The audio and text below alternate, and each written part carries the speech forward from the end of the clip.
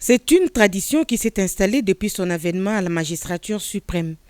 Le chef de l'État a choisi le dernier jour du mois de janvier 2026 pour la traditionnelle cérémonie d'échange de vœux avec les corps diplomatiques et les représentants des organisations internationales accréditées à Kinshasa.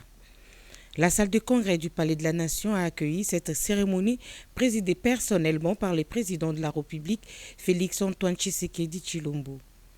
Ouvrant les bals, les doyens du corps diplomatique, l'ambassadeur du Royaume du Maroc, Rachid Agassine, a adressé le message de vœux des corps diplomatiques au chef de l'État. Permettez-moi, Excellence, de vous affirmer encore une fois que nous nous opposons à tout acte d'agression et de violence et nous sommes pour le respect de la souveraineté nationale et de l'intégrité territoriale totale de la République démocratique du Congo et nous continuons à soutenir toute initiative sincère qui va contribuer à l'instauration de la paix et la stabilité dans l'Est du pays.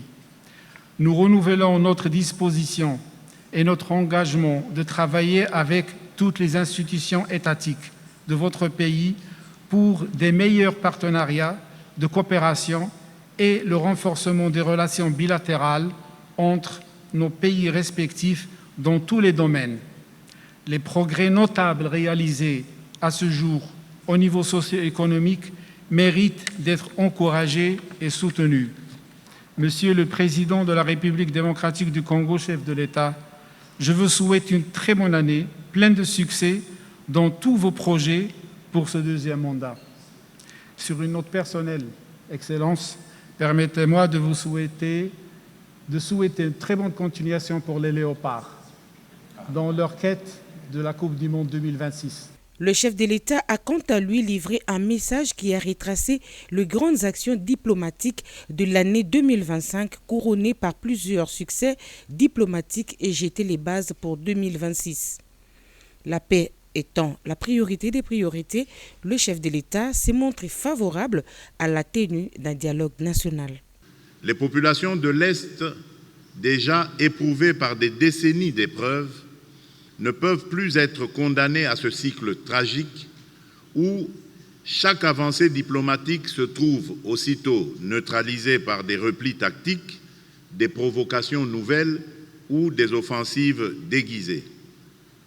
Les développements récents sur le terrain, y compris autour d'Ouvira, rappellent à quel point la situation demeure fragile et combien la mise en œuvre des engagements pris doit être rigoureuse, suivie et vérifiable. Dans ce contexte, l'unité nationale s'impose plus que jamais comme une exigence fondamentale. C'est pourquoi nous réaffirmons notre ouverture à un dialogue entre Congolais, un dialogue apaisé, inclusif, résolument destiné à consolider la cohésion nationale sans jamais remettre en cause les institutions issues du suffrage universel. Si ce dialogue devait se tenir, il se déroulerait sur le sol national et serait conduit et organisé par les institutions de la République dans le respect de la Constitution, des lois de la République et des règles démocratiques qui fondent notre pacte national. Donc, dialogue, oui, mais pas avec les auteurs de crimes commis contre nos populations.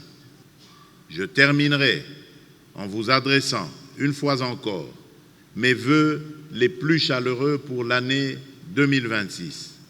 Qu'elle soit pour vous et pour vos peuples une année de réussite, de sérénité et d'espérance. Qu'elle consolide notre amitié et donne un élan nouveau à notre coopération dans l'intérêt de nos nations et de notre planète. Je vous remercie.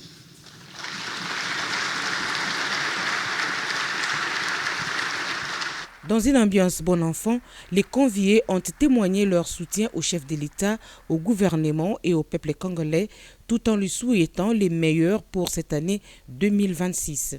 En restaurant cette tradition dès 2019, le président de la République a signifié au corps diplomatique et aux organisations internationales la volonté du peuple congolais de reprendre totalement sa place dans les concerts des nations et à y jouer pleinement son rôle.